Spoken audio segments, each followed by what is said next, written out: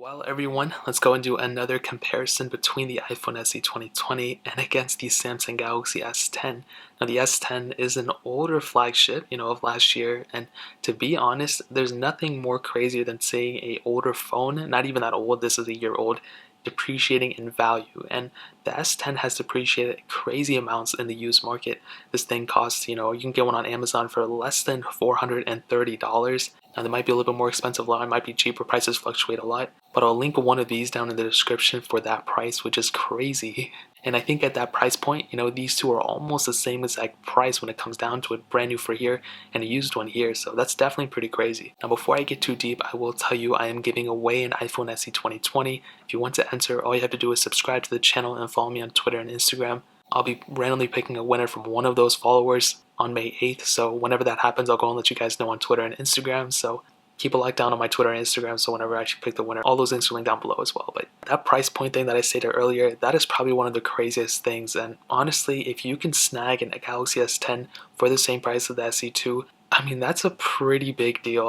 The phone that you're getting here and the hardware and everything that you're getting from a Galaxy S10, you can tell, like, it's a much better hardware, much better screen, much better everything than an iPhone SE2. But the SE2 might have some cool advantages too that, kind of overtake the Galaxy S10 in some ways. Now, looking on the front, I'll just start off there. The Galaxy S10 has a 6.1-inch dynamic AMOLED display. It is 1440p, and this panel is amazing. It's one of my favorite panels ever. I think even the Galaxy S20's panel is really good as well, but something about this panel looks so good.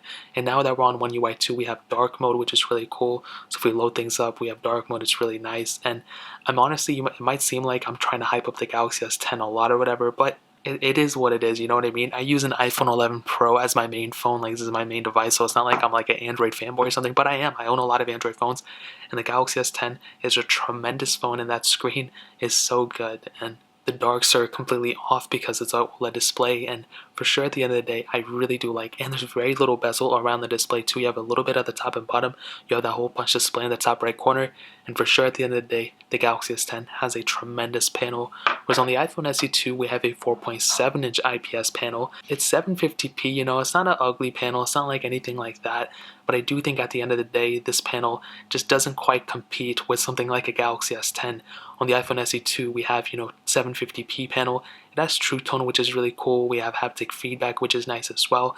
But I still think at the end of the day, a phone like the Samsung Galaxy S10, you guys can tell over the screen even that, this one just isn't quite up to speed with a Galaxy S10, you know what I mean? The Galaxy S10's panel is extremely, extremely good, and I applaud Samsung for doing that. So in terms of the front, the Galaxy S10 definitely wins. On the bottom, a lightning port on the SE2, USB Type-C and headphone jack on the Galaxy S10, which is extremely awesome, but the lightning port is still good too. And on the back, triple camera setup on the Galaxy S10 and a single camera setup on the iPhone SE2, and glass backs on both have wireless charging, but the Galaxy S10 does have reverse wireless charging, which is extremely cool. So you can go and charge this thing from a Galaxy S10 if you want to, and you have that type of capability, which is really, really cool at the end of the day. You have a micro SD card slot on the Samsung Galaxy S10 as well. And that really pretty much covers it up on the outside. One quick thing, there is IP certification on both phones. IP67 dust and water resistance on the SE2, but IP68 dust and water resistance on the Galaxy S10. And I definitely do think, if you're walking down the street and if you're holding both phones, both of them do feel pretty premium at the end of the day. One doesn't feel, way cheaper than the other one or anything, but I definitely do think, the Galaxy S10, if you're walking down the street with one, I think you would be rather looking at a phone that looks like the Galaxy S10 over a phone that looks like an iPhone SE2. Not saying the SE2 looks ugly or anything, but I definitely do think the Galaxy S10 probably is the better one in terms of the design factor. However, design isn't everything, and the looks are not everything, and one huge area that the iPhone SE2 has over the Samsung Galaxy S10 would definitely be that software update lifecycle. So on a phone like the Samsung Galaxy S10, it just got released last year, it's going to be lasting for maybe one more version of Android, and then that's it. Security updates for a little while, but it's not going to be getting those full OS updates versus something like an iPhone SE2, where we're going to be getting those security updates, and on top of that, full OS versions for a very long time.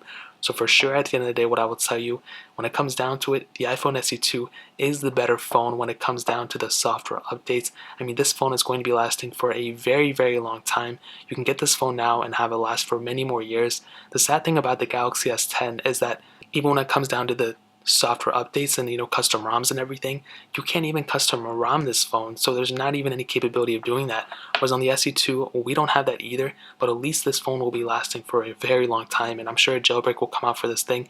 I don't know if a root will ever come out for the Snapdragon versions of this phone, and that's what I have. We in the United States, that's kind of the phone we have here, so I think for sure at the end of the day, when it comes down to it, software update lifecycle is so much better on the SE2, and that's something that Samsung really needs to work on. If they want to be competitive, they need to kind of work on it. This flagship is 1 year old, and it's only getting one more version of Android, and that's it. That's kind of pathetic in my opinion. So that pretty much covers it up in terms of software updates. Now we'll go ahead and do a little bit of a speed comparison between these. If you guys wanted to see a full in-depth speed comparison, let me know in the comment section below.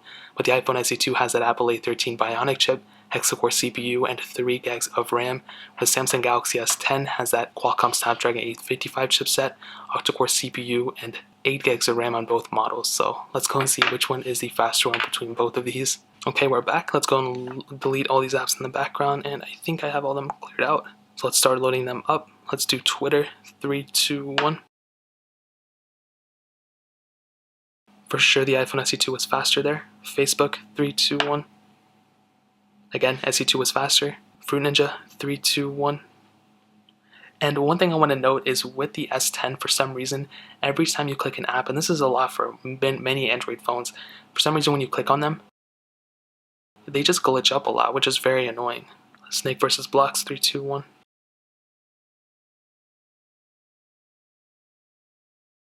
And actually the Galaxy S10 won that one. That one surprised me. I wasn't expecting that. Getting into some gameplay, and they're about the same. Quizlet. 3, 2, 1. And for sure, Galaxy S10 definitely won that one. Instagram. 3, 2, 1. And again, actually, the Galaxy S10 won that one. Snapchat. 3, 2, 1. And again, Galaxy S10 won that one. That's actually really surprising. I wasn't expecting that one to be faster. Temple Run, the original one. 3, 2, 1. And this one wasn't a game, so I'll go ahead and restart this one. Temple Run again. 3, 2, 1.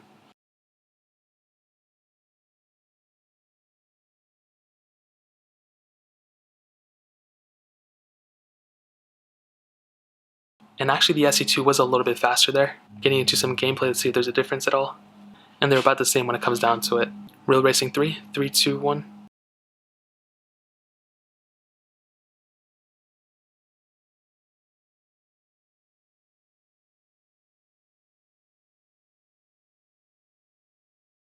As you can see, the SE2 is the faster one there. And eventually, we get into it on the Galaxy S10, and that one was actually much closer than I thought. We can go and do Asphalt 9, 3, 2, 1. Now I don't know if I have it logged in and everything on this phone, but we'll go ahead and see.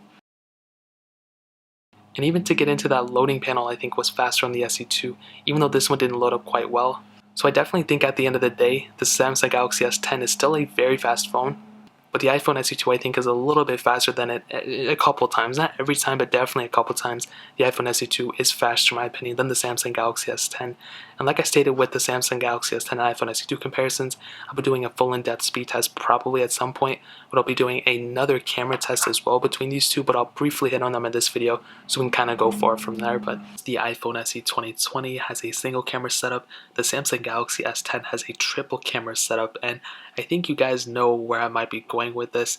Maybe the SE2, okay, may have some cool advantages with iOS's and the A13 Bionic chips, machine learning side and all that stuff, but ultimately at the end of the day, like I stated, more camera sensors sometimes means that, it's a better camera overall. And, the Samsung Galaxy S10 can pretty much do every single thing that the iPhone SE 2020 can do, if not more than that, because you have that capability of doing, having that wide angle lens and that telephoto lens and that ultra wide sensor, where on the SE2, we only have that wide angle lens. You can still do 4K at 60, which is cool, but at the end of the day, the Samsung Galaxy S10, in my opinion, definitely has that better camera setup. On the front, they both have single camera setups as well.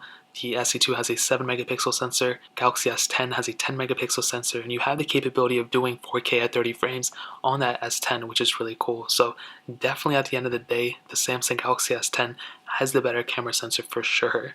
And you can obviously say the same as I think for the battery life. The iPhone SE2 has a 1821 mAh battery, the Samsung Galaxy S10 has a 3400 mAh battery, and for sure at the end of the day, a bigger size battery most of the time means that it is a better battery life, even though the S10 has the, bigger screen, brighter screen, all that crazy stuff.